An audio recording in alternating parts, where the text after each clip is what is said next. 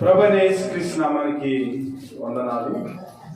కూడి వచ్చిన మీ అందరికీ మరొకసారి ప్రత్యేకమైన వందనాలు తెలియజేస్తున్నాను. ఈరోజు మన పాఠం పేరు ఏమిటంటే, దేవుడు తాను సెలవిచ్చిన మాట నెరవేర్చడానికి సమర్థుడు. ఎంతమంది నమ్ముతున్నారు? చేతులు ఎత్తండి. మరొకసారి దేవునికి మహిమ కలుగునుగా. క్రైస్తవులమైన మనము దేవుని మాట మీద నమ్మకం ఉంచి తాను సెలవిచ్చిన మాట నెరవేర్చడానికి ప్రభువు సామర్థ్యము గలవాడని మనము నమ్మి విశ్వసించినప్పుడు దేవుడు మన జీవితంలో కార్యాలు చేసేదానికి సిద్ధంగా ఉన్నాడు. అయితే ఇక్కడ మనం ఆలోచించవలసిన ఒక విషయం ఉంది. ప్రభువు మనతో మాట్లాడటానికి, ఆయన ఏదైనా మనకు చెప్పటానికి మనం ఏం చేయాలంటే ప్రభువుకి అవకాశం ఇవ్వాలి. దేవుడు మన జీవితంలో కార్యాలు జరిపించటానికి, దేవుడు మనలను సందర్శించటానికి, మనల్ని చూసి ఆయన ఒక వాగ్దానం పలకటానికి, ఆయన వాక్కు మన జీవితాల్లో నెరవేరటానికి మనం ఏం చేయాలంటే దేవునికి ఒక అవకాశం ఇవ్వాలి. ఇప్పుడు ఏదైనా ఒక గొప్ప వ్యక్తి దగ్గరికి మనం వెళ్తున్నప్పుడు ఆ గొప్ప వ్యక్తి మన ఇంటికి రావడానికి మనం ఏం చేయాలి? ఆహ్వానాన్ని పలకాలి. ఒక డాక్టర్ గారు ఏం చెప్పాడంటే, మీ ఆరోగ్యం బాగా ఉండాలంటే ఒక మంచి డాక్టర్ని మీరు సెలెక్ట్ చేసుకోండి. ఆ డాక్టర్ని మీరు సెలెక్ట్ చేసుకుని ఆ డాక్టర్ గారు పుట్టినరోజుకో లేదా మీ ఇంట్లో ఏదైనా పుట్టినరోజు జరిగినప్పుడు ఆ డాక్టర్ గారిని మీరు ఆహ్వానించినప్పుడు డాక్టర్ గారికి మీకు మధ్య ఒక మంచి సంబంధాన్ని మీరు కలిగి ఉంటారు. కాబట్టి దానివల్ల మీ కుటుంబంలో ఎవరికైనా ఏదైనా ఆరోగ్యపరమైన సమస్య వచ్చినట్లయితే చాలా తొందరగా ఏ విధమైన డబ్బులు వేము కాకుండా మీకు మంచిగా వైద్యము జరగటానికి అవకాశం ఉంటుంది అన్నారు. అలాగా దేవుడు మన జీవితాల్లో కార్యాలు జరిపించడానికి, మనం అనుకున్న ఆశీర్వాదాలు మన జీవితంలో రావటానికి ప్రభువుకి మనం ఏం చేయాలంటే అవకాశాన్ని ఇవ్వాలి. మన ఇంటికి ప్రభువుని ఆహ్వానించాలి. ప్రభువుకి మనకి మధ్య ఒక గొప్ప సంబంధాన్ని మనం ఏర్పాటు చేసుకోవాలి. ఎందుకంటే అవసరం మంది. అయితే ప్రభు ఎంత గొప్పవాడంటే మన అవసరాన్ని తెలుసుకుని ఆయనే మన ఇంటికి రావటానికి సిద్ధపడుతుంటే మనం ఏం చేస్తున్నామంటే ప్రభువుని డోర్ దగ్గరే మనం నిలబెట్టి ఆయన ఎంత పిలిచినా కూడా మన హృదయం అనే తలుపులు మనం తీయకుండా ప్రభుని మళ్ళా వెనక్కి పంపించే పరిస్థితులు మన క్రైస్తవ జీవితాల్లో ఉన్నవి. అందువల్లే మన జీవితాలకు మనం అనుకున్న విధముగా ఫలించకపోవటానికి, మనం అనుకున్న విధముగా మన జీవితాల్లో ఆశీర్వాదాలు రాకపోవటానికి నిజమైన స్వచ్ఛమైన కారణం ఏదైనా ఉందంటే అది ప్రభువుని మన జీవితాల్లో ఆహ్వానించడం లేదు. ఆయన ఒక మాట ఇచ్చేదానికి ఆయనకు మనము పరిస్థితులు కల్పించటం లేదు. అందువల్ల మన జీవితంలో ప్రభు యొక్క మాట నెరవేరేదానికి, ప్రభు ఇచ్చే ఆ గొప్ప ఆశీర్వాదము మన ఇంట్లోకి రావటానికి అవకాశం లేకుండా మనమే ఆయనను ఏం చేస్తున్నామంటే మన ఇంట్లోనికి ఆహ్వానాన్ని పలకటం లేదు. ఆయనకి ఇన్విటేషన్ మనం ఇవ్వటం లేదు. ఇక్కడ మనం చదువుకున్న వాక్య భాగాన్ని కనుక మనం ఆలోచన చేసినట్లయితే అబ్రహాము శారాల గురించి ఇక్కడ రాయబడి ఉంది. వీరి యొక్క జీవితాన్ని గురించి మనం ఆలోచన చేసినట్లయితే అబ్రహాముని దేవుడు పిలిచాడు. పిలిచిన తర్వాత అబ్రహాము జీవితంలో ఉన్న లేవేమిటో తెలుసుకున్నాడు. తెలుసుకుని అబ్రహాముకి ఎలాంటి వాగ్దానం ఇవ్వాలి అని ఆలోచన చేసి అబ్రహాము జీవితంలో ఉన్న లేమిని ఆయన తీసివేయటానికి, అబ్రహాము జీవితంలో నిజమైన పరిపూర్ణమైన సంతోషము అబ్రహాము పొందటానికి అబ్రహాము కావలసిన దీవెన దేవుడు దయచేసి దానిని వాగ్దాన రూపంలో అబ్రహాముకి ఇచ్చాడు. అబ్రహాము విధేయత కలిగి దేవుని మాట విని వచ్చినప్పుడు ఏమన్నాడంటే, ఇదిగో అబ్రహామా, నీవు వెళ్ళే ప్రతి చోట నేను దీవిస్తాను, నీకు సంతానాన్ని ఇస్తాను. ఎంత సంతానాన్ని నేను ఇస్తానంటే, మరి ఇసుక రేణువులు చూసినట్లయితే దాన్ని మనం లెక్కించలేము. ఇసుక రేణువులంతా, ఆకాశ నక్షత్రములంతా విస్తారమైన మరి జనాన్ని నీకు ఇస్తాను, నీకు సంతానాన్ని ఇస్తానని ఆయన వాగ్దానం చేశారు. వాగ్దానం చేసిన తర్వాత ఆదికాండం 15వ అధ్యాయంలో అబ్రహాము బాధపడుతున్న సందర్భంలో దేవుని యొక్క వాక్యము ప్రత్యక్షమైంది. అనగా ప్రభువైన యేసుక్రీస్తు వారే సాక్షాత్తు అబ్రహాముని దర్శించాడు, అబ్రహాముని బయటికి రప్పించి మాట్లాడినప్పుడు అబ్రహాం అన్నాడు, ప్రభువా, నాకు సంతానాన్ని ఇస్తానన్నావు ప్రభువా, వాగ్దానం చేశానన్నావు ప్రభువా, కానీ నా పెద్దదాచుడైన ఎలియాజరుకే నా ఆస్తి అంతా పోయిలా ఉంది ప్రభువా, ఏమిటి ప్రభువా ఈ పరిస్థితి అని అన్నప్పుడు దేవుడు బయటికి తీసుకొచ్చి ఆకాశం వైపు చూడు, నక్షత్రాలను చూడు అన్నాడు. నక్షత్రాలను చూశాడు. నక్షత్రాలు చాలా ప్రకాశవంతంగా ఉన్నాయి. అయితే నక్షత్రాలను చూసి దేవుడు ఏమన్నాడంటే, ఇదిగో ఆకాశంలో ఉన్న నక్షత్రాలను నువ్వు లెక్కించగలవా అంటే లెక్కించలేదు ప్రభు అన్నాడు. అయితే అంత విస్తారమైన నీకు సంతానాన్ని నేను కలుగజేస్తాను అన్నాడు.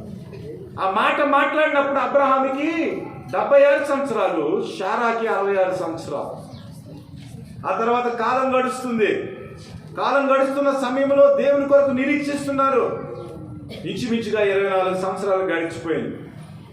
దేవుని బిడ్డలారా, దేవుడిచ్చిన వాగ్దానము, దేవుడిచ్చిన ఆశీర్వాదము మన జీవితంలో నెరవేరటానికి ఒక్కొక్కసారి సంవత్సరాలు పడుతుంది, ఒక్కొక్కసారి సెకండ్ కూడా పడుతుంది.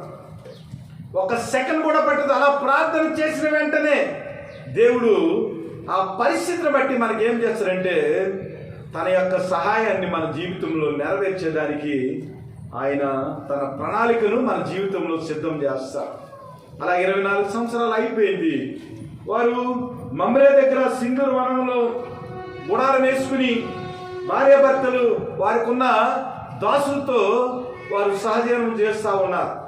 అలాంటి టైంలో ఎండవేళ మరి ద్వారమునందు కూర్చుని ఉన్నప్పుడు యెహోవా అతనికి కనబడెను. అతడు కన్నులెత్తి చూసినప్పుడు 3 మనుషులు అతని ఎదుట నిలబడి ఉండిరి. అతడు వారిని చూసి గుడారపు వాకిలి నుండి వారిని ఎదుర్కొనుటకు పరిగెత్తి నేల మట్టుకు వంగి, ప్రభువా, నీ కటాక్షము నా మీద ఉన్న ఎడల ఇప్పుడు నీ దాసుని దాటిపోవద్దు, నేను కొంచెం నీళ్లు తెప్పించేదను, దయచేసి కాళ్ళు కడుక్కుని ఈ చెట్టు క్రింద అలసట తీర్చుకుని కొంచెం ఆహారం తెచ్చదను, మీ ప్రాణములను బలపరుచుకుని తరువాత మీరు వెళ్ళవచ్చును, ఇందు నిమిత్తమే కదా మీ దాసుని దగ్గరికి వచ్చిందిరా నేను. దేవునికి మహిమ కలుగును గాక. ఈ మాట చెప్పినప్పుడు అబ్రహాము వయసు ఎంతో తెలుసా?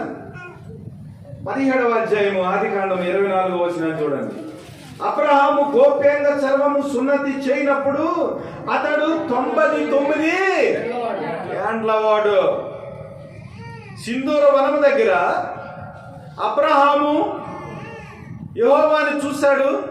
ఆ యెహోవా 3 వ్యక్తులుగా కనపడ్డారు. అనగా తండ్రి, కుమార, పరిశుద్ధాత్మ దేవుళ్ళు ఏకమై అబ్రహాముకి దర్శనం ఇవ్వటానికి, అబ్రహాముని దీవించడానికి వచ్చారు. అప్పుడు అబ్రహాం యొక్క వయసు 99 సంవత్సరాలు. 99 సంవత్సరాల ఆ వయసులో దేవుణ్ణి ఎదుర్కొంటానికి పరుగెత్తుకుని వెళ్ళి ఏం చేశాడంట?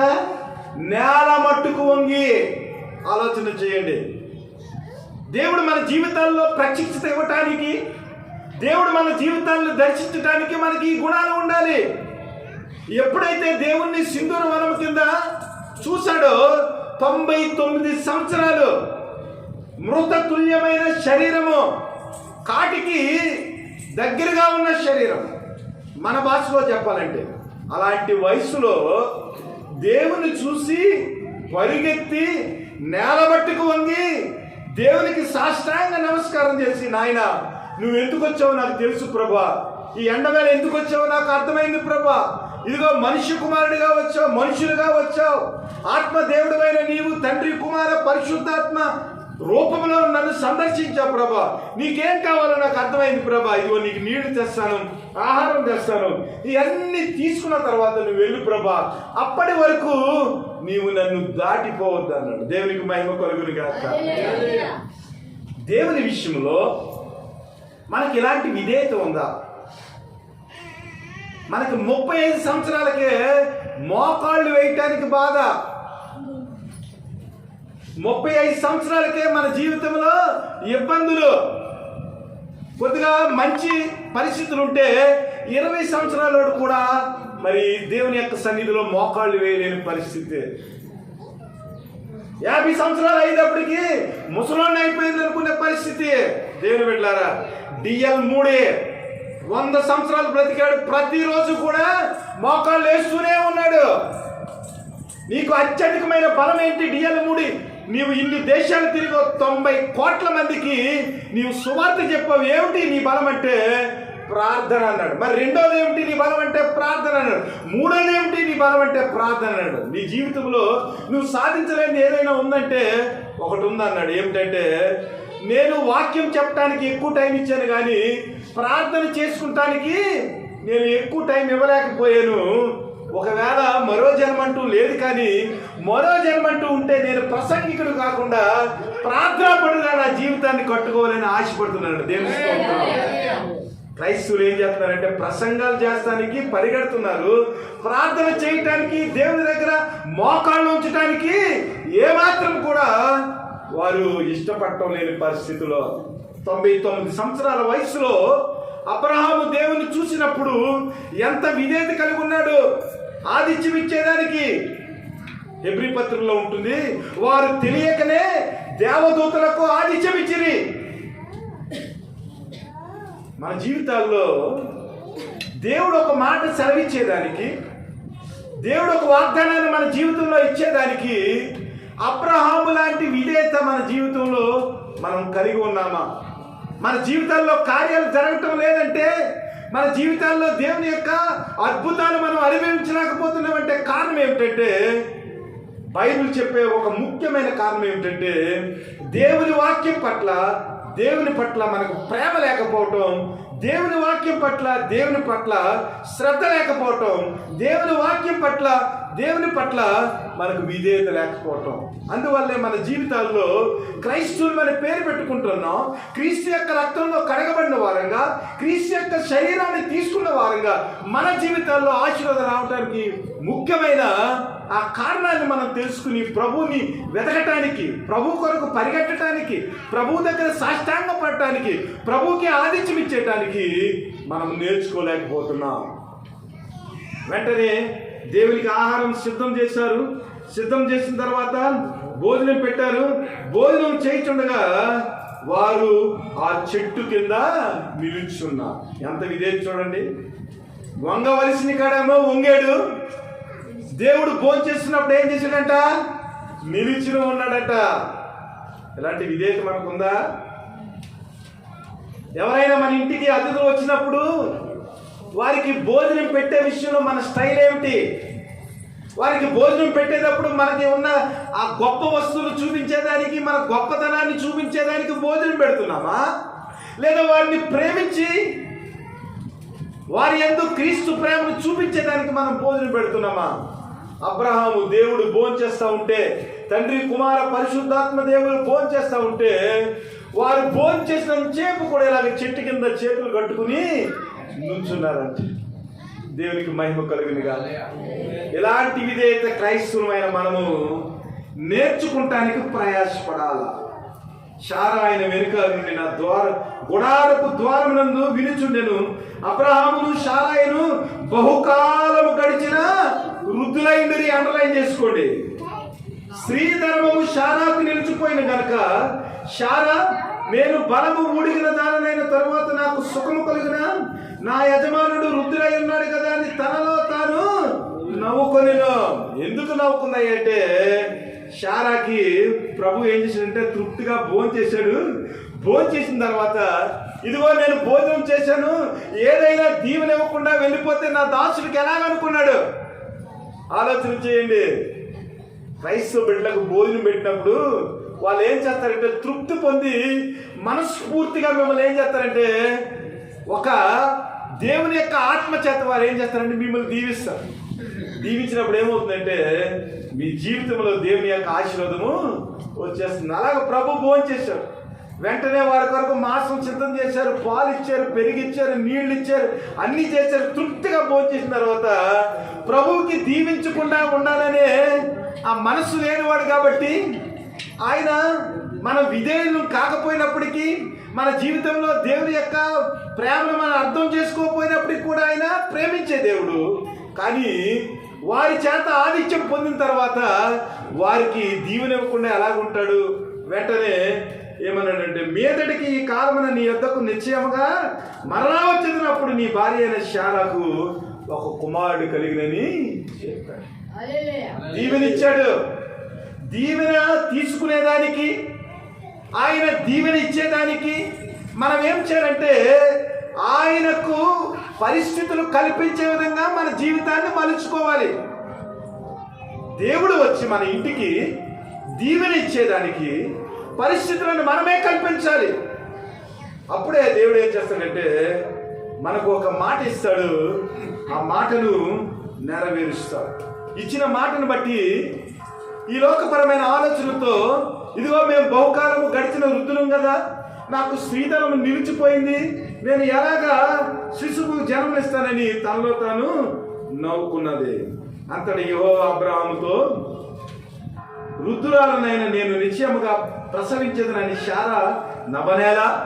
యెహోవాకు అసాధ్యమైనది ఏదైనా ఉన్నదా? మీదటికి ఈ కాలమున నిర్ణయ కాలమందు నీ యొద్దకు తిరిగి వచ్చేదను. అప్పుడు శారాకు కుమారుడు కలిగినను. శారా భయపడి నేను నమ్మలేదని చెప్పగా ఆయన అవును నీవు నవ్వితివని. ఆలోచన చేయాలి. ఇక్కడ ఆలోచన చేయవలసిన మాట ఏమిటంటే, యెహోవాకు అసాధ్యమైనది ఏదైనా కలదా? ఆయన మాట ఇస్తే అది నెరవేరకుండా ఉంటుందా? ఏదైనా అసాధ్యం ఉంటుందా ప్రభువుకి?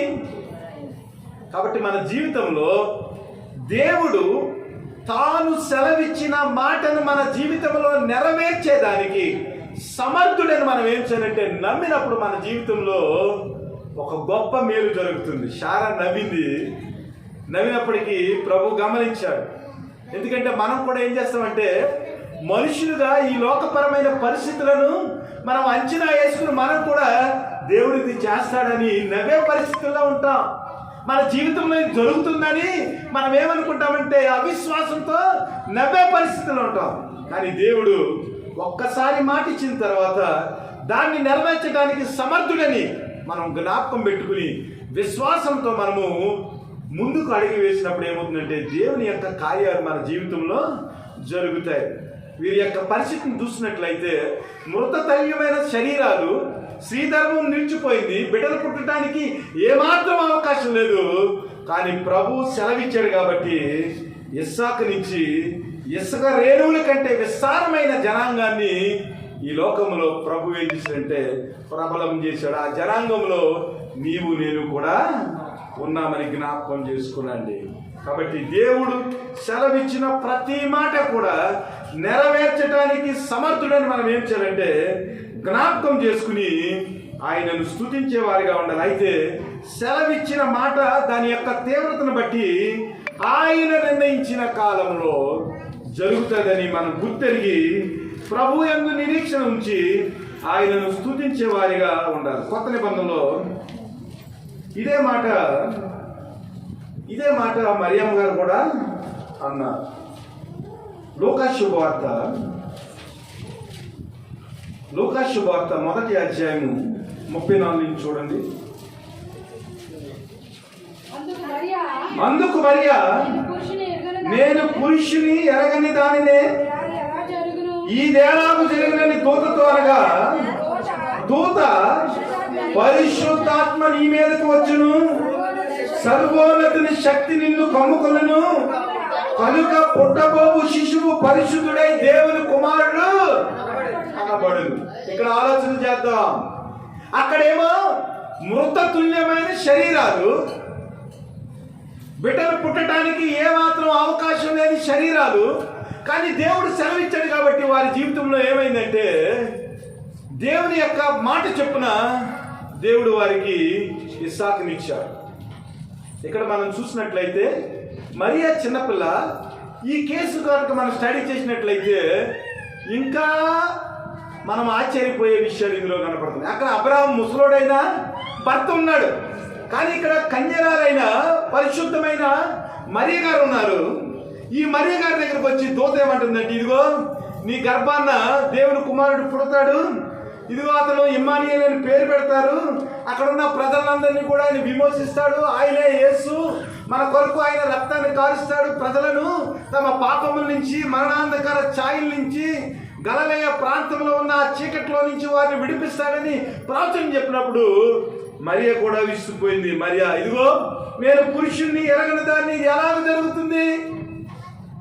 అక్కడేమో శారమ్మ గారు నవ్వుకున్నారు, ఇక్కడ మరియమ్మ గారు ఏం చేస్తున్నారంటే ఒక ప్రశ్న వేసుకున్నాం. అవును కదా, ఈ లోకపరంగా పురుషుని ఎరగకుండా ఎలాగ గర్భం ధరించడం ఎలాగ జరుగుతుంది అన్నప్పుడు పరిశుద్ధాత్మ దేవుని యొక్క కార్యం చేత నీవు గర్భాన్ని ధరిస్తావు. గర్భాన్ని ధరించినప్పుడు ఆ పరిశుద్ధాత్మ ఎప్పుడైతే నిన్ను కమ్ముకుంటుందో ఆ కమ్ముకున్న శక్తిని బట్టి పుట్టబోవు శిశువు మరి పరిశుద్ధుడిగా దేవుని కుమారుడిగా అనబడతాడని మరియకు ప్రవచనం చెప్పాడు.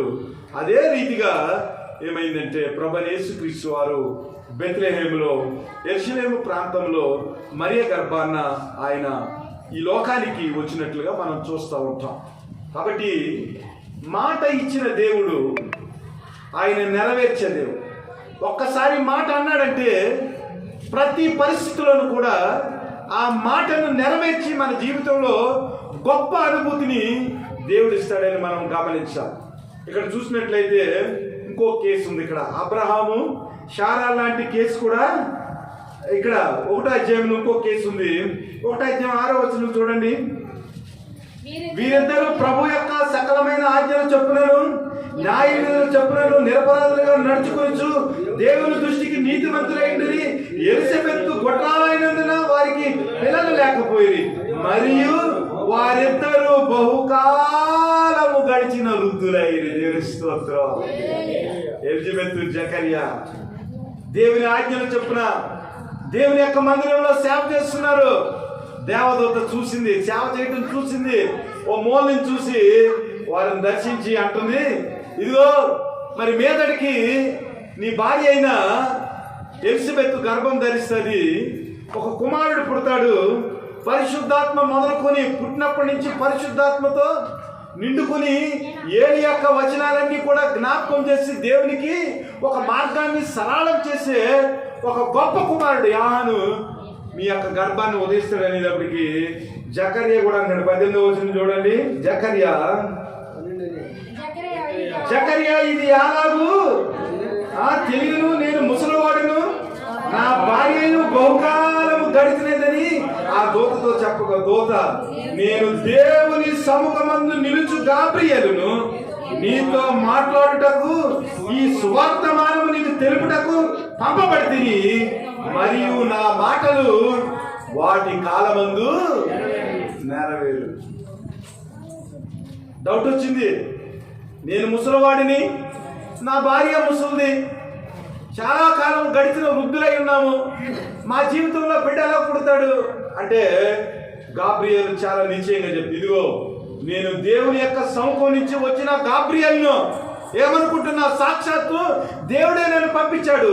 ఈ సువార్తమానము మీరు విని సంతోషించులాగా మీ జీవితాల్లో ఆ ధన్యకరమైన దేవుని మాటలు ఆయన కాలంలో ఆయన ఇచ్చిన మాట చెప్పిన నెరవేరడానికి సిద్ధంగా ఉన్నాయి. కాబట్టి ఇది దేవుడు నిర్ణయించిన కాలంలో జరుగుతుంది అనగానే అలాగే దూత చెప్పినట్లు మరి ఎలిజబెత్ గర్భాన్ని ధరించి యోహానికి జన్మను ఇచ్చినట్లుగా చూస్తుంది. అయితే ఇక్కడ మనము నోట్ చేయవలసిన ఒక పాయింట్ ఏమిటంటే, నా మాటలు వాటి కాలమందు నెరవేరు.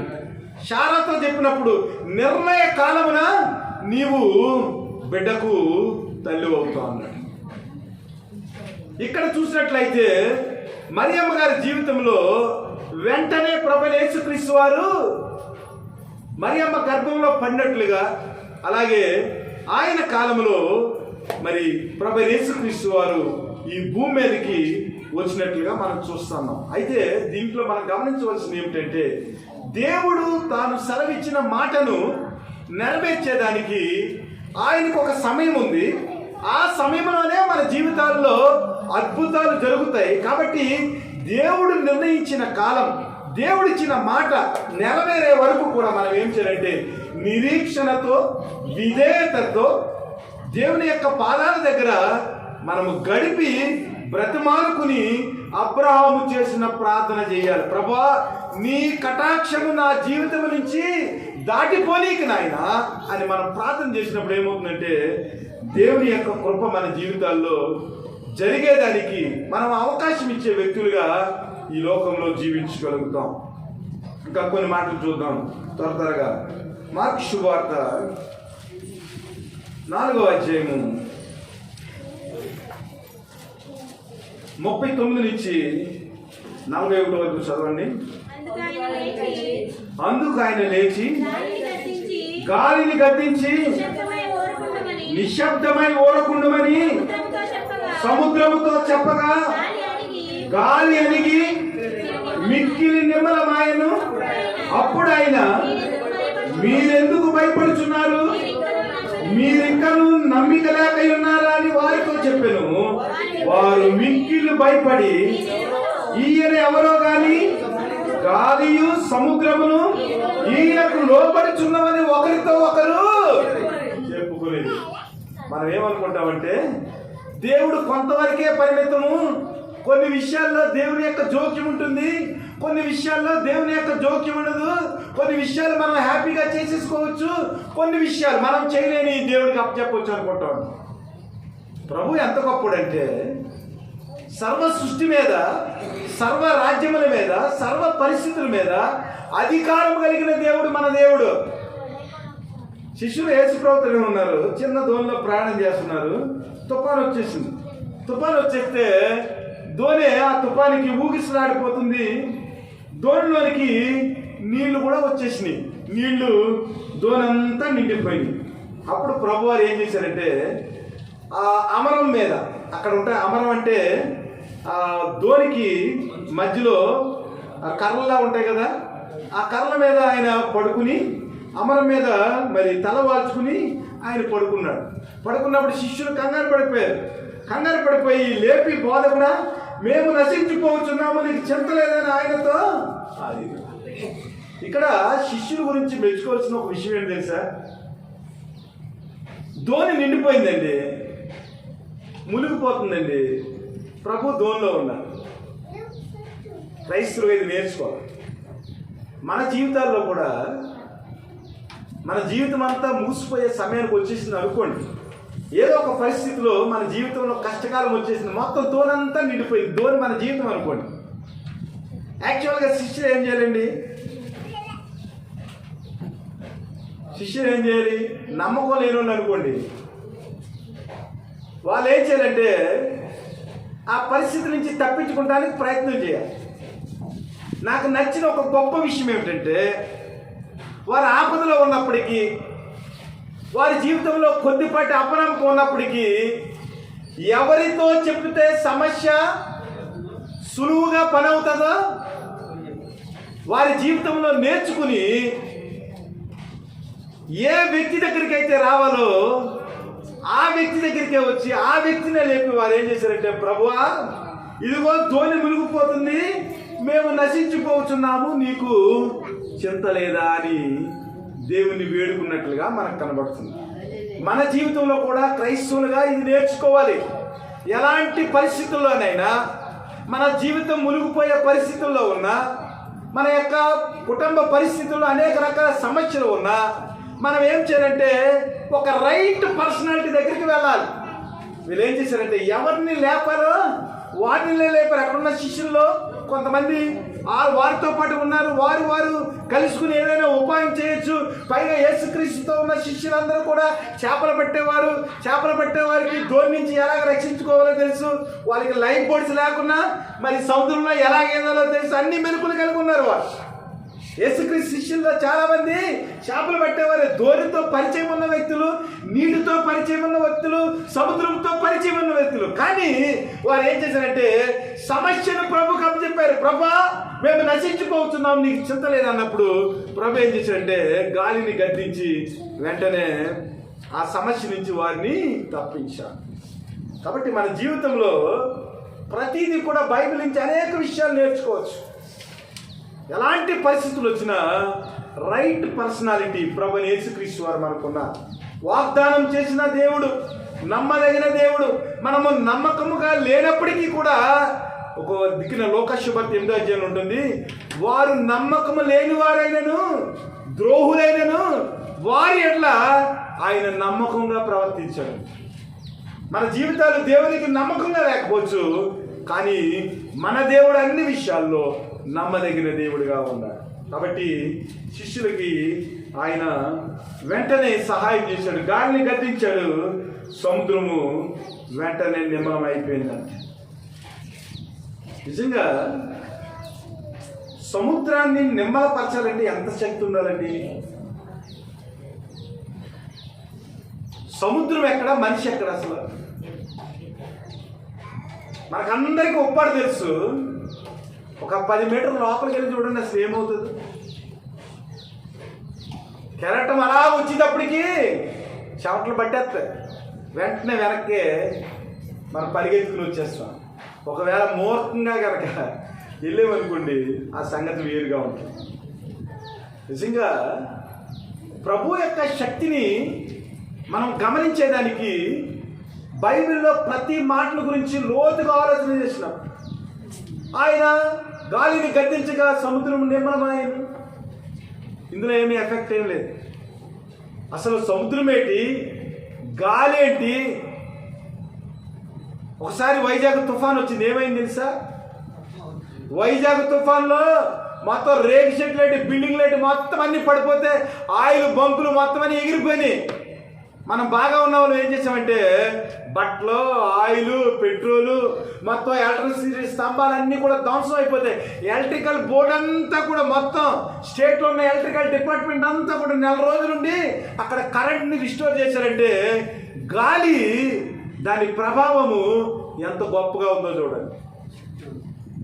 ప్రభు సింపుల్గా ఒక మాట, ఆయన గాలిని గద్దింపగా సముద్రము నిమ్మలమైంది. నీ జీవితంలో గొప్ప గాలి ఉండొచ్చు, నీ జీవితంలో సముద్రం లాంటి తుఫాన్ ఉండొచ్చు. ప్రభు దగ్గరికి వస్తే సింపుల్గా ప్రభా, శిష్యుల్లాగే మాట్లాడండి. పోనీ ప్రభా, మేము నశించిపోతున్నాం ప్రభా, నీకు చింత లేదా? సింపుల్గా దేవుడు పైకి లేచి, ఆయన జస్ట్ అలాగ అమరం నుంచి పైకి లేచి గాలిని గద్దించాడు. ఏంటి, నా పిల్లల్ని డిస్టర్బ్ చేస్తున్నా, నేను దూరంలో ఉండగానే నా శిష్యులను నువ్వు ఇబ్బంది పెడుతున్నావా అని అనుంటాడు ప్రభు. వెంటనే సముద్రము, గాలి, సృష్టి మొత్తం అంతా కూడా నిమ్మలమైపోయింది. మన జీవితం ఒక్కొక్కసారి ఏమవుతుందంటే గందరగోళంగా ఉంటుంది. కానీ ఈ గందరగోళ పరిస్థితుల్లో మనం ప్రభువుకి అవకాశం ఇచ్చామనుకోండి, ఆ గందరగోళం పోయిన తర్వాత అంతా నిమ్మలమైపోతుంది. ఇది ఎవరికి అర్థం కాదు. గందరగోళాన్ని చూసి భయపడతారు, కానీ గందరగోళం వెనకాల ప్రభు మనతో ఉంటే మన గందరగోళం అంతా పోయి మన జీవితం నిమ్మళమైపోద్దనే పరిస్థితి చాలామంది గమనించలేని స్థితిలో క్రైస్తవులు ఉంటున్నారు. కాబట్టి దేవుని బిడ్డలారా, దేవుడు తన కాలంలో తన పనిని నెరవేర్చేదానికి మనం ఏం చేయాలంటే అవకాశం ఇవ్వాలి. అక్కడ గాలి వాన లేకపోతే యేసుప్రభు విలువేముంది? అసలు మన జీవితంలో శ్రమలు లేకపోతే, మన జీవితంలో బాధలు లేకపోతే, కష్టాలు లేకపోతే యేసుప్రభుకి మనకి మధ్య ఆ గొప్ప సంబంధాన్ని మనం ఎలాగా మన జీవితంలో పెంపొందించుకోగలం? మనం ప్రార్థించిన వెంటనే కారు వచ్చేసి, మనం ప్రార్థించిన వెంటనే ఇల్లు వచ్చేసి, మనం ప్రార్థించిన వెంటనే అన్నీ వచ్చేసినాయి అనుకోండి, ప్రభు దగ్గర మన మోకాళ్ళు వంగుతాయా? అబ్రహాం మోకాళ్ళు ఎలా వంగినాయి అంటే మొత్తం ఆస్తి అంతా ఎలియాజరు పోయేలాగా ఉంది. ప్రభు ఎప్పుడు వస్తాడు అన్నాడు. ఆ 99 సంవత్సరాల వయసులో కూడా తన అవసరాన్ని బట్టి, మనం ఇంకో రకంగా అనుకుంటే తన అవసరాన్ని బట్టి మోకాళ్ళు వంగి సుమా.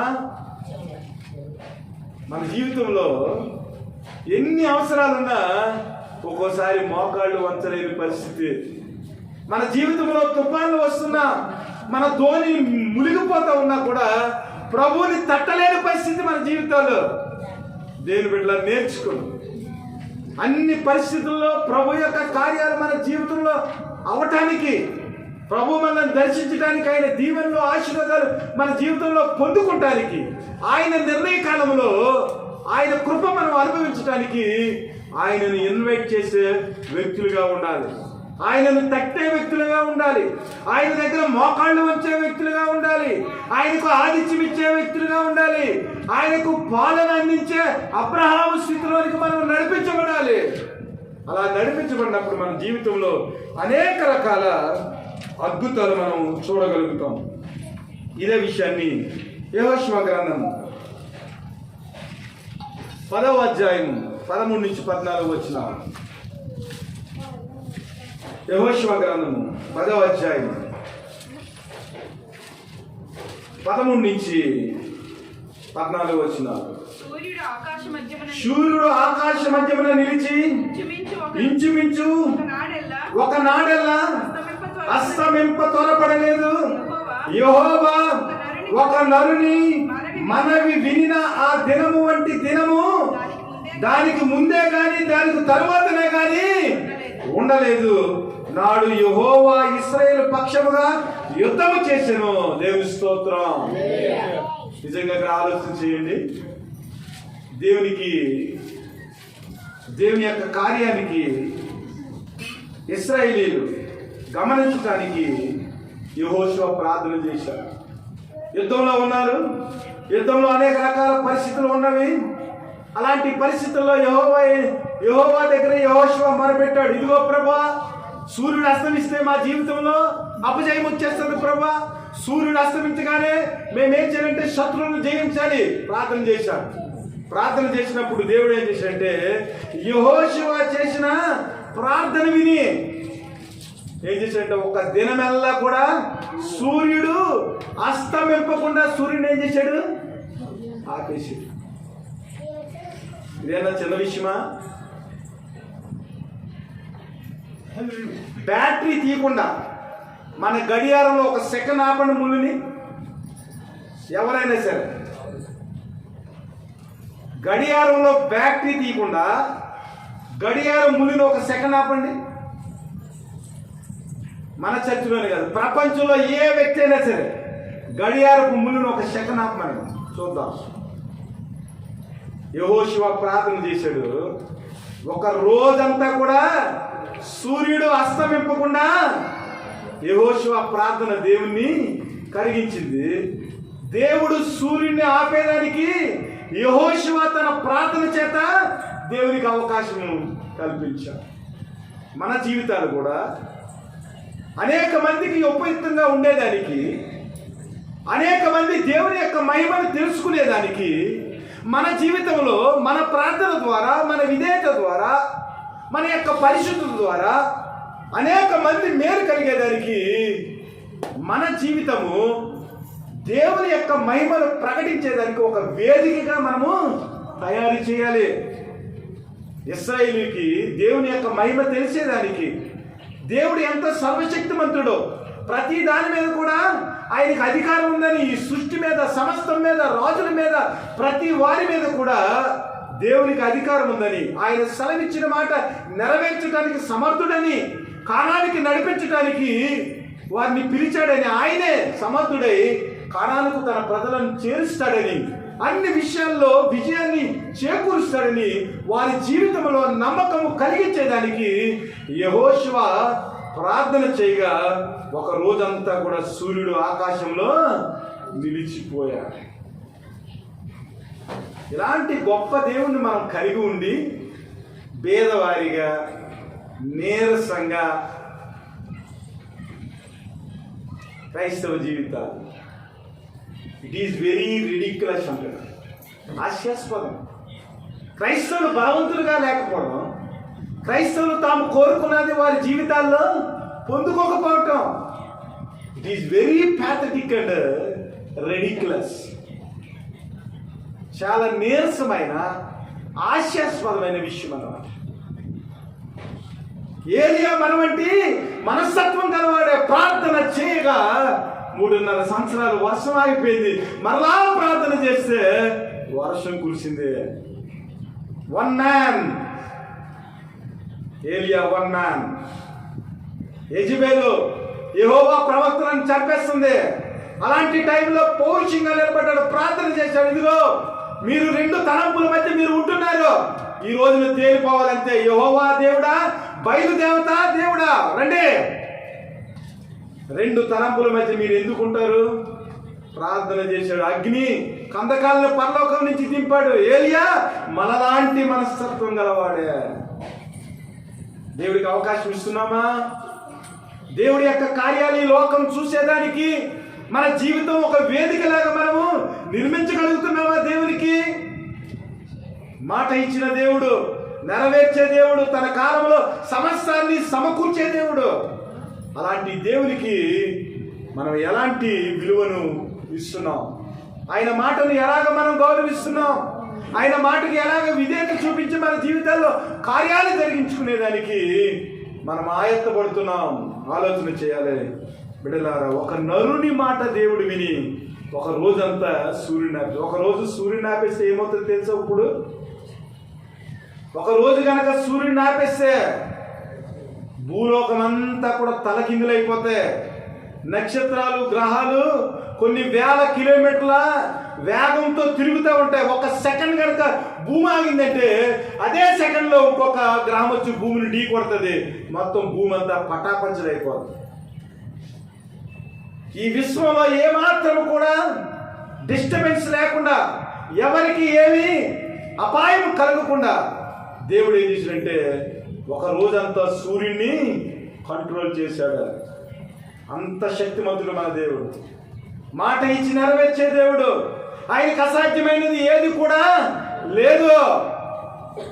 కాకపోతే మన జీవితంలో దేవుని కూర్చిన అవగాహన తక్కువైపోయి, దేవుడు ఎంత సమర్థుడో, ఆయన ఎంత శక్తి గలవాడో మనము గుర్తించలేక, లేఖనాలను మనం చదవలేక మనం ఏం చేస్తున్నామంటే ఏమి కూడా పొందుకోలేని దౌర్భాగ్యులాగా క్రైస్తవులుగా మనం మిగిలిపోతూ ఉన్నాం.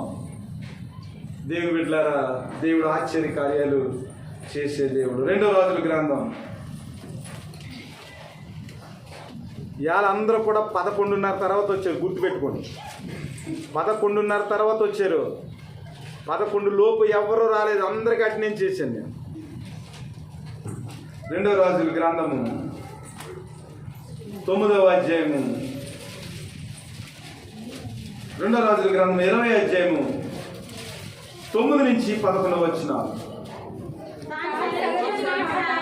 అండర్లైన్ చేసుకోండి. తాను సెలవిచ్చిన మాట యెహోవా నెరవేర్చునటకు ఆయన దయచేసిన సూచన ఏదనగా, నీడ 10 మెట్లు ముందుకు నడిచెను కదా, అది 10 మెట్లు వెనకకు నడిచినట్లా అవునా? అందుకు ఇసుకే ఇట్లేను.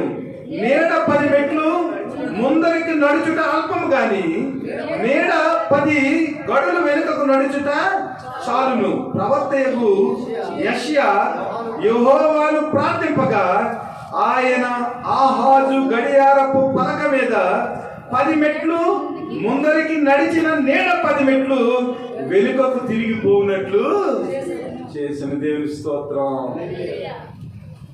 ఆలోచన చేయండి. హిజ్కియాకి మరణానికి సంబంధించిన ఒక వ్యాధి వచ్చేసింది, క్యాన్సర్ వచ్చేసింది. క్యాన్సర్ వచ్చేస్తే ప్రవక్త వచ్చి అన్నాడు, హిజ్కియా నీ పని అయిపోయింది, ఇంకా నీళ్లు చక్కబెట్టుకోమని యెహోవా సెలవిచ్చాడని చెప్పాడు. యెహోవా సెలవిచ్చిన మాట మరి నెరవేరుతుంది కదా. వెంటనే హిజ్కియా ఏం చేశాడంటే, యెహోవా యథార్థవంతుడినై సత్యముతో నీ సన్నిధిని నేను ఎట్లు నడుచుకుంటునో, నీ దృష్టికి అనుకూలంగా సమస్తమును నేను ఎట్లు జరిగించుతునో కృపతో జ్ఞాపకం చేసుకోమని హిజ్కియా కన్నీళ్లు విడిచుచు యెహోవాను ప్రార్థింపగా హిజ్కియా పని అయిపోయింది.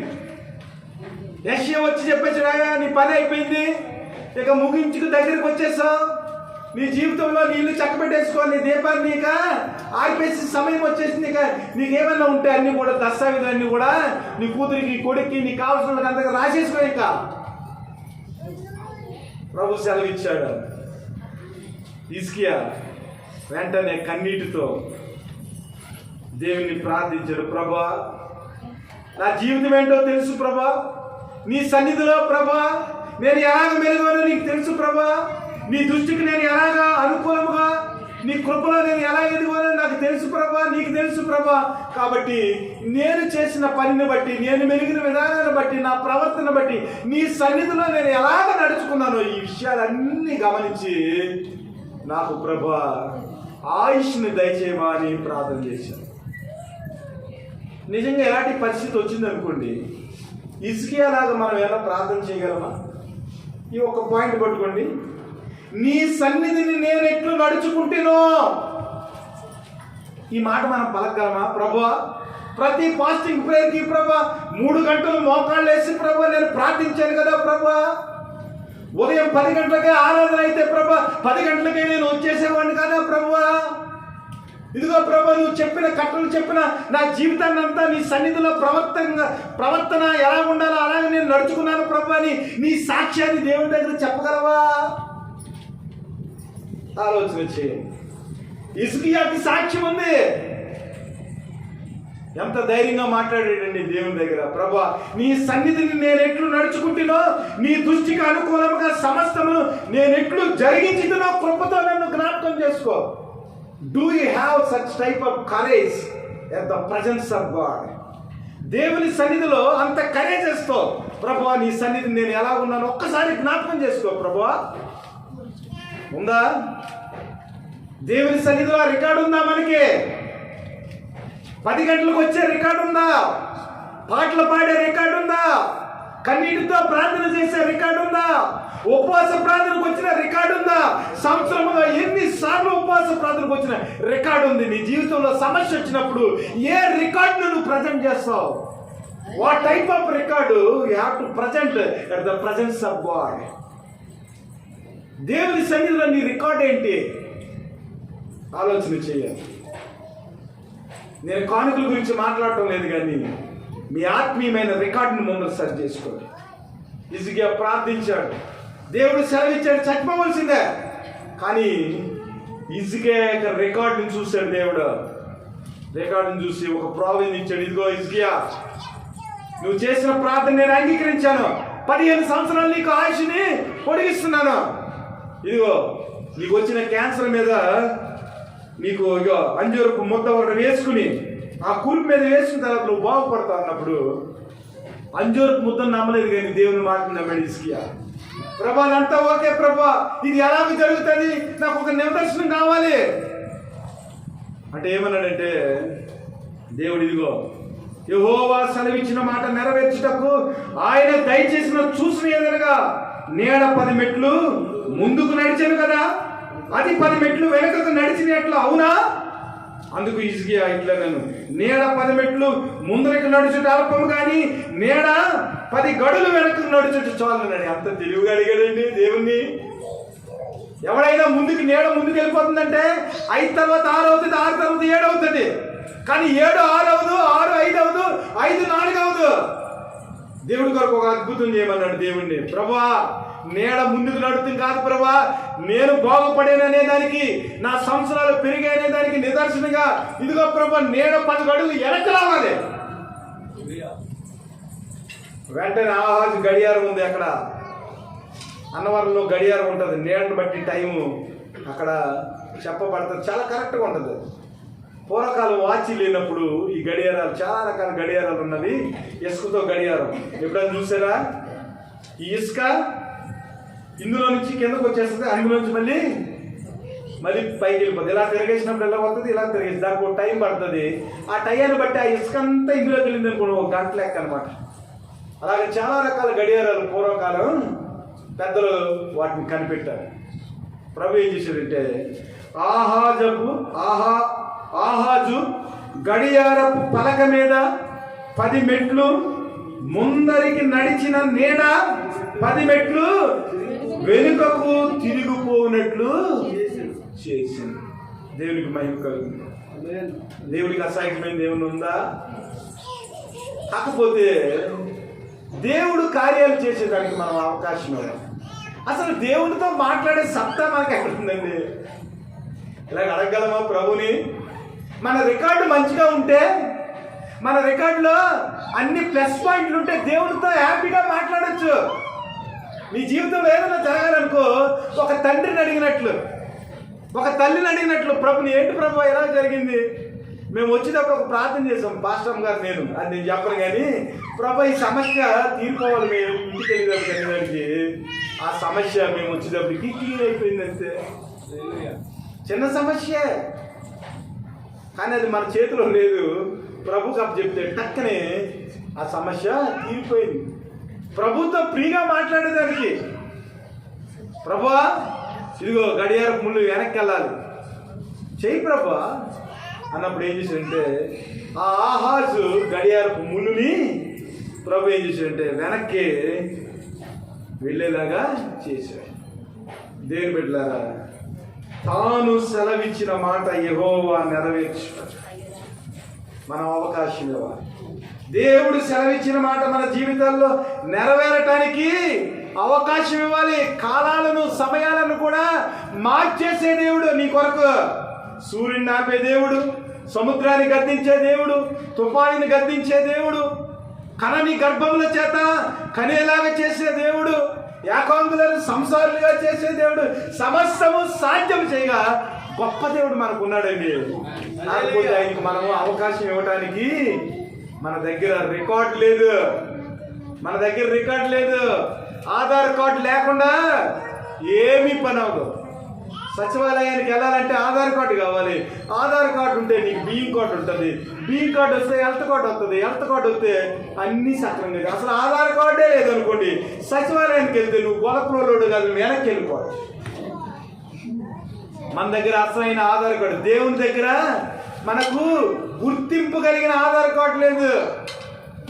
అందువల్ల ప్రభుతో మనం మాట్లాడేదానికి అవకాశం లేకుండా ఉంది. ఆధార్ కార్డు లేకపోతే, ఓటర్ ఐడి లేకపోతే ఎలాగేస్తామండి ఓటు? మనం దేవుని దగ్గర రికార్డు లేకపోతే మన జీవితాల్లో కార్యాలు ఎలాగ జరుగుతాయి? ఆలోచన చేద్దాం. దానియేలు గ్రంథం 2వ అధ్యాయం. దేవుడు కాలాలను మన కొరకు ఎలాగైనా మార్చేస్తాడో, సమయాలను దేవుడు మన కొరకు ఎలాగా ఆయన సరి చేస్తాడో 2వ అధ్యాయం 19 నుంచి 22 వచ్చిన. అంతటా రాత్రి యందు దర్శనము చేత ఆ మర్మము దానియేలునకు బయలుపరచబడిన కనుక దానియేలు పరలోకమందున్న దేవుని స్తుతించను. ఎట్లనగా దేవుడు జ్ఞాన బలములు కలవాడు, యుగములన్నిటిను దేవుని నామం స్తుతినందును కనుక. అండర్లైన్ చేసుకోండి. ఆయన కాలములను, సమయములను మార్చువాడైంది, రాజులను తోసివేయచ్చు నియమించుచూ ఉన్నవాడును, వివేకులకు వివేకమును, జ్ఞానులకు జ్ఞానమును అనుగ్రహించువాడనై ఉన్నాడు. ఆయన మరుగు మాటలను, మర్మములను బయలుపరచును, అంధకారములోని సంగతులను ఆయన మనకు తెలియజేయును. ఇక్కడ విషయం ఏమిటంటే, రాజుగారి కళ వచ్చిందండి. రాజుగారి కళ చెప్పాడు అనుకోండి, దానికి భావం చెప్పగలం. అసలు రాజుగారి కళ మర్చిపోతే, రాజుగారు ఏం చేశారంటే కళ మర్చిపోయాడు, కళ యొక్క భావం కూడా కావాలంటున్నాడు. కల్దీల దేశంలో ఉన్న జ్ఞానులు, శకునతండ్రులు అందరూ కూడా పిలిచి అరే బాబు, రాత్రి ఒక కళ వచ్చింది కానీ కళ మర్చిపోయాను, దాని భావం చెప్పడానికి. కళపోటు వచ్చేసింది దానికి. అసలు కళ ఉంటే కళ యొక్క భావం చెప్తే కానీ ప్రభువా రాజా అసలు కళ ఏంటో తెలియకుండా కళ భావం ఎలా చెప్తే మా వల్ల అవ్వదన్నాడు. రాజు అన్నాడు, రే నాకు టైం ఇచ్చి నేను మీకు ఆ టైంలో కనుక మీరు కనుక కళకి కళ భావానికి కనుక మీరు చెప్పకపోయినట్లయితే ఇక్కడున్న మంత్ర విద్య గలవాళ్ళు ఎవరున్నారో, శకునాలు చెప్పేవాళ్ళు ఎవరున్నారు, దర్శనాల గురించి పెద్ద పెద్ద బడాకవులు చెప్పేవాళ్ళు ఎవరున్నారు, అందరినీ చంపేస్తారండి. నాకు వేరే దిక్కు లేదు. వెంటనే దానియేలు జ్ఞాపకం వచ్చారు. ఆ రాజ్యంలో ఉన్న బబులోని చెరలో బానిసగా ఉన్న దానియేలు జ్ఞాపకం వచ్చాడు. దానియేలు విషయం అంతా కూడా అక్కడ ఉన్న వ్యక్తులకు తెలుసు. శాకారం తిని అందరికంటే జ్ఞానవంతుడిగా, వాళ్ళ చేత బలానమ్మకమైన ఒక గొప్ప జ్ఞానవంతుడిగా ఒక రికార్డు ఉంది దానియేలు. బబులోని సామ్రాజ్యంలో దానియేలుకి రికార్డు ఉంది. దేవుని సేవకుడిని రికార్డు ఉంది. దేవుని యొక్క మర్మాలు చెప్పగల సమర్థుడిని ఒక రికార్డు ఉంది. ఆ రికార్డుని బట్టి ఏం చేశారంటే ఈ సభ్యులు వాళ్ళందరూ కూడా దానియేలుని అప్రోచ్ అయ్యారు. దానియేలు ప్రార్థన చేశారు. ప్రార్థన చేసినప్పుడు రాత్రి యందు దానియేలునకు దర్శనము చేత మర్మము తెలియబడిన. దేవుని స్తోత్రం.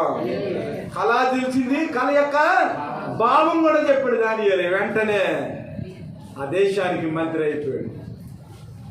దేవుని బిడ్డలారా, దేవుడు ఇక్కడ ఒక మాట రాయించాడు. ఆయన కాలములను సమయములను మార్చువాడండి. రాజులను తోసివేయడానికి, రాజులను నియమించడానికి, వివేకులకు వివాహం ఇవ్వటానికి, జ్ఞానం లేని వారికి, జ్ఞానం ఉన్న వారికి కూడా జ్ఞానం దయచేయటానికి ఆయన సమర్థుడు. అంధకారంలోని విషయములను వెలుగులోనికి తెచ్చే దేవుడు. మన జీవితంలో కొన్ని విషయాలు బయటపడవు. దేవుని యొక్క ఆశీర్వాదాలు మనకు తెలియవు. కానీ అంధకారములో దాచబడిన ధననిధిని నీ ముందుకు తెస్తానన్నాడు దేవుడు. సిద్ధపరిచిన దాచబడిన ధనాన్ని నీకు సమృద్ధిగా ఇస్తారని వాగ్దానం. కాబట్టి అంధకారంలోని విషయాలను ఆయన ఏం చేస్తారట? బయటకు రప్పించే దేవుడు, సమర్థుడు. కలభావాన్ని కూడా దానియేలుకి ఇచ్చాడు. దానియేలు జీవితం నుంచి మనం ఎన్ని తెలుసుకోవచ్చండి. అగ్నిగుండంలో పడవేస్తే షడ్రకు మేషకు అబేద్నెగోలను అగ్నిగుండంలో పడవేస్తే అగ్నిగుండంలో కూడా వారితో ఆయన తిరిగాడు. అగ్నిగుండంలో పడవేసిన వారు అందరూ చచ్చిపోయారు. అగ్నిగుండంలో తిరుగుతున్న వారి వెంట్రుకు కూడా వాసన కూడా రాలేదండి. దేవుడు ఎంత అద్భుతమైన దేవుడు అండి. ఆయన్ని నమ్ముకుంటే, ఆయన ఆశ్రయిస్తే, ఆయన కార్యాలు చేయడానికి మన జీవితాన్ని అప్పగిస్తే ఎలాంటి కార్యాలు జరుగుతాయండి. దానియేలు అప్పగించాడు. యూదులకు ఇష్టం లేని ధర్మశాస్త్ర ప్రకారం తినకుండా భోజనాన్ని తినకుండా దేవుని కొరకు నిలబడ్డాడు. ద్రాక్షారసం ఇచ్చారు, పంది మాంసం ఇచ్చారు, మాంసాలన్నీ ఇచ్చారు. ఇదిగో ధర్మశాస్త్రంలో దేవుడు తినకూడదన్న విషయాలు మాకు తెలుసు, కాబట్టి మేము అవి తినం, కాబట్టి మేము శాకధాన్యాన్ని తింటాం. ఒకవేళ తిన్నప్పుడు మా యొక్క శరీరంలో ఏమైనా మార్పులు వచ్చి కొన్ని మానిన్నాడు. ప్రార్థనతో శాకధాన్యాలు తిన్నారు. బబులోని సామ్రాజ్యంలో అందరికంటే తెలివైన వారిగా షడ్రకు మేషకు అబేద్నెగోలు దానియేలు కనిపించారు. దేవుని యొక్క కార్యాలు చేయటానికి వారి జీవితాన్ని వేదికగా మార్చుకున్నారు. సింహాల బోన్లో పడేస్తే సింహాలు నోళ్ళంటే మునిగిపడ్డాయి. నిజంగా మనం పవిత్రంగా ఉంటే ఈ లోకంలో మన మీద నింద వేసేదానికి, మనల్ని హింసించేదానికి అనేక సింహాలు ఉన్నాయి. అన్ని సింహాల నోళ్ళు మూసేస్తారు. నీ దగ్గర రికార్డు ఉంటే, ప్రభు దగ్గర నీకు రికార్డు ఉంటే, ప్రభు చెప్పుకున్నట్లు నువ్వు నడుచుకుంటే ఈ లోకంలోని అన్ని సింహాల యొక్క నోళ్లను మూసేస్తాడు. సింహాలు ఎవరైతే దానియేలుని సింహాలకు అప్పచెప్పాలని అన్నారో ఆ తర్వాత వాళ్ళని వేసేస్తే ఆ యొక్క వ్యక్తులు సింహాల బోన్లో నుంచి కిందకి రాకుండానే సింహాలే పైకెగిరి వాళ్ళని చంపుకుని తినేసినాయి. దేవుడు మన కొరకు దేన్నైనా మార్చగలడు. ఊడిన గర్భమును తెరవగలడు, ముసలివారికి బిడ్డలను ఇవ్వగలడు, గాలిని గద్దించగలడు, సముద్రపు తరంగాలను గద్దించగలడు, సూర్యుడిని ఆపగలడు, గడియారం యొక్క నీడను కూడా ఆయన వెనక్కి తిప్పగలడు, సింహాల నోళ్లు ముగించగలడు, అగ్నిగుండంలో నీకు ఏ విధమైన అపాయం లేకుండా కాపాడగలడు. ఎన్ని కావాలి నీకు ఉదాహరణ బైబిల్లో? అసలు బైబిల్ చదివితే ఆ మాటలను నువ్వు జానితే దేవుని మీద విశ్వాసం పెరుగుతుంది. అసలు రోజుకి కనీసం 5 నిమిషాలు కూడా బైబిల్ తెరవకపోతే బైబిల్లో ఉన్న వాగ్దానాలు, బైబిల్లో ఉన్న దేవుని మాటలు నీ జీవితానికి ఎలా అర్థం అవుతాయి? అసలు నీ జీవితంలో నమ్మకం వినకుండా అసలు నమ్మకం ఎలా పెరుగుతుంది? దేవుని బిడ్డలారా, ఆలోచన చేయండి. దేవుడు సెలవిచ్చిన మాటను నెరవేర్చడానికి సమర్థుడు. ఈ ప్రపంచంలో ప్రతి విషయాన్ని కూడా మన కొరకు ఆయన తెప్పగల దేవుడు, మనకు అనుగుణంగా చేయగల గొప్ప దేవుడు మన దేవుడు. కాకపోతే మనం అవకాశం ఇవ్వటం లేదు. ఇలాగ చూసినట్లయితే అన్నిటికంటే కూడా ఒక గొప్ప సంగతి దేవుడు చేశాడండి. ఈ గాలి, ఈ సముద్రము, సింహాలు, అగ్నిగుండం, దోణి, గర్భము, బిడ్డలు, ఇవన్నిటికంటే ఒక గొప్ప కార్యం చేసిండు దేవుడు. ఏ కార్యం అండి అది? ఇవన్నిటికంటే కూడా గొప్ప కార్యం ఒకటి ఉందండి. ఏ కార్యం అది? కొరింథీయులకు రాసిన 15వ అధ్యాయం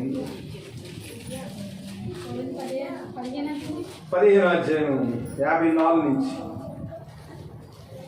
ఈ క్షయమైనది అక్షయతను ధరించుకున్నప్పుడు, ఈ మత్స్యమైనది అమర్త్యతను ధరించుకున్నప్పుడు విజయమందు మరణము మృంగివేయబడినది రాయబడిన వాక్యం నెరవేరును. ఓ మరణమా నీ విజయం ఎక్కడా? ఓ మరణమా నీ ముళ్ళు ఎక్కడా?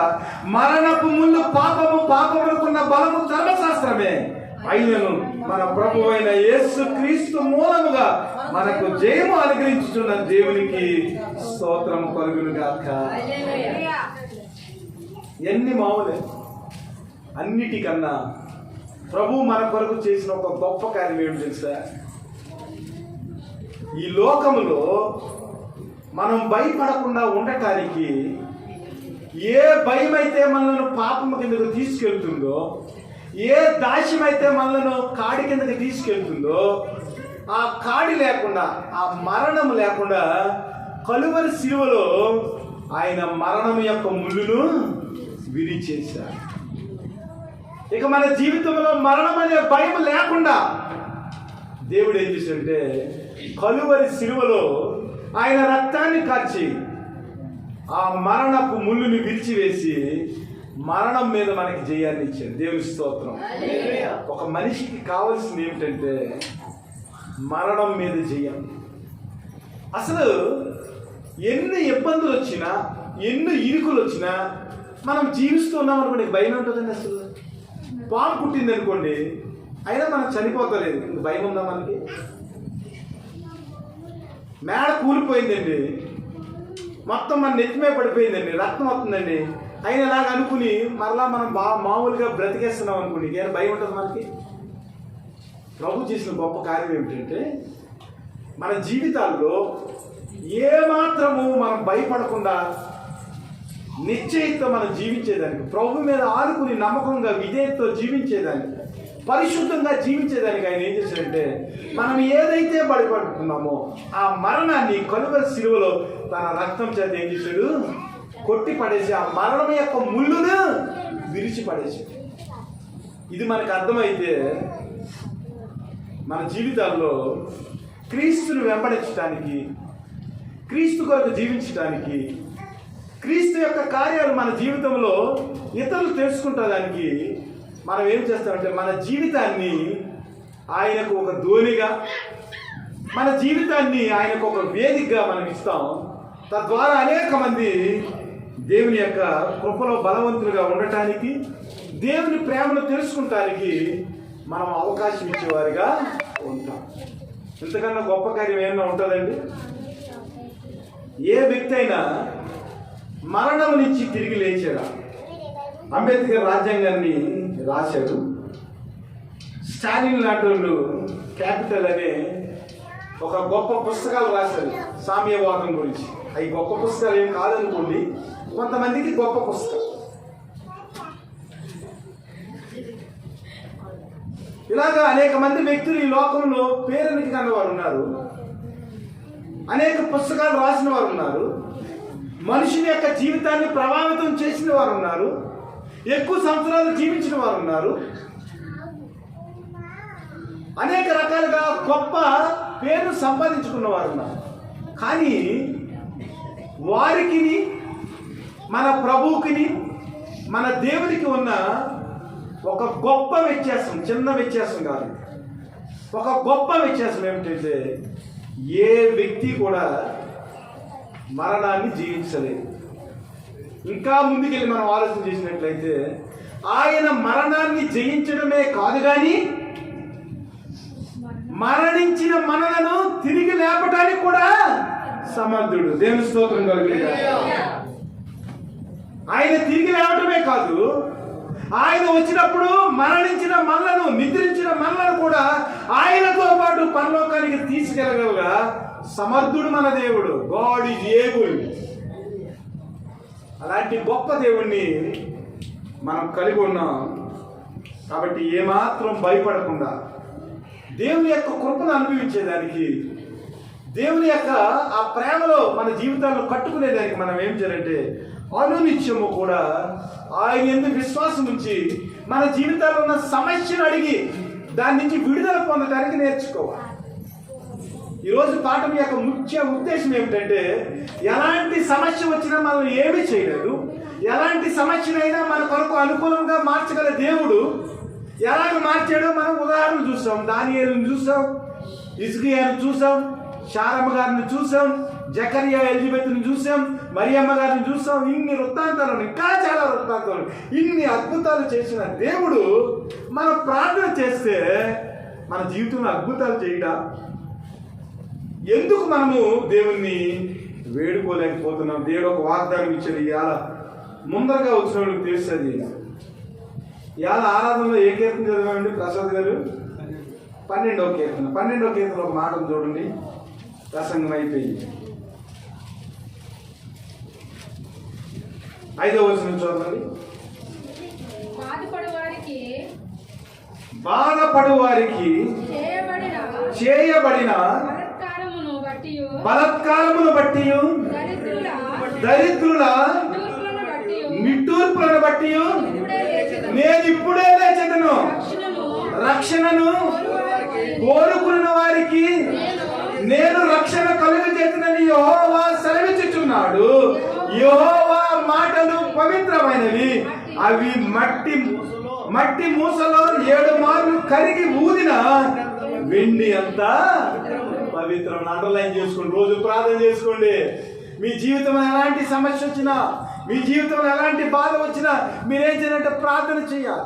దేవుడు ఏమన్నాడంటే, మీరు పడిన బలత్కారాన్ని బట్టి, మీరు మరి ఉన్న ఆ నిట్టూర్పులను బట్టి దేవుడు ఏం చెప్తాడంటే, ప్రార్థన చేస్తే కోరుకున్న వారికి నేను రక్షణ కలగజేతునని యెహోవా సెలవిచ్చుచున్నాడు. నీవు నిట్టూర్పు విడిచినప్పుడు ఆయన వెంటనే ఏం చెప్తాడంట, లేస్తాడంట.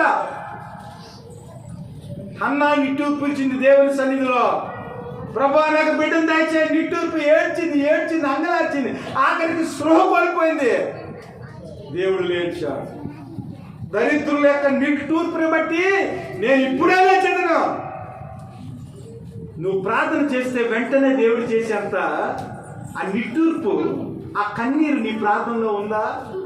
దేవుడు వాగ్దానం ఇచ్చాడు. దరిద్రుల యొక్క నిట్టూర్పుని బట్టి నేను ఇప్పుడే లేచెదను. వెంటనే ఆయన జాప్యం చేసే దేవుడు కాదు. కాకపోతే ఆయన యొక్క బుడ్డులో నీ కన్నీరు నిండటం లేదు, ఆయన యొక్క కౌలిలో నీ రికార్డు ఎక్కటం లేదు. పాస్వర్డ్ తేడా వచ్చింది, నెట్ కనెక్ట్ అవుతుంది ఆయనకి నీకు. ఆలోచన చేసుకోండి. ఆయన ఏమన్నాడంటే, నేను వెంటనే నీ నిట్టూర్పును బట్టి వెంటనే లేచెదను. రక్షణ కోరుకున్న వారికి నేను రక్షణ కలుగజేతునని యెహోవా సెలవిచ్చుచున్నాడు. ఆయన మాటలు ఎంత పవిత్రమైనవో. మట్టిలో 7 మార్లు ఊదిన వెండి అంత పవిత్రం. ఒక్కసారికే వెండి పవిత్రమైపోద్ది, కానీ దేవుని యొక్క మాటలు ఎంత పవిత్రమైనవి అంటే 7 సార్లు ఊదిన తర్వాత ఇక వెండిలో ఏ విధమైన మస్టు ఉండదు, ప్యూర్ అన్నమాట. అలాంటి గొప్ప దేవుడు, మాట ఇచ్చి నెరవేర్చే దేవుడు, నిర్ణయ కాలంలో నెరవేర్చేది. అర్జెన్సీ ఉన్నదాన్ని వెంటనే చేసేది. మరియాకి వెంటనే చేశాడు. శారాకి సంవత్సరం పట్టింది, జకర్యాకి టైం పట్టింది. కానీ దానియేలు సింహంలో వేసినప్పుడు టైం పట్టలేదు, అగ్నిగుండంలో వేసినప్పుడు టైం పట్టలేదు. ఆయనకి తెలుసు ఏ టైంలో ఏం చేయాలో తెలుసు. ఆ టయానికి నీ రికార్డు ఏం చేయాలంటే ఆయన దగ్గర సబ్మిట్ అయి ఉండాలి. ఆ టయానికి నీ రికార్డు ఎంటర్ అయి ఉండాలా.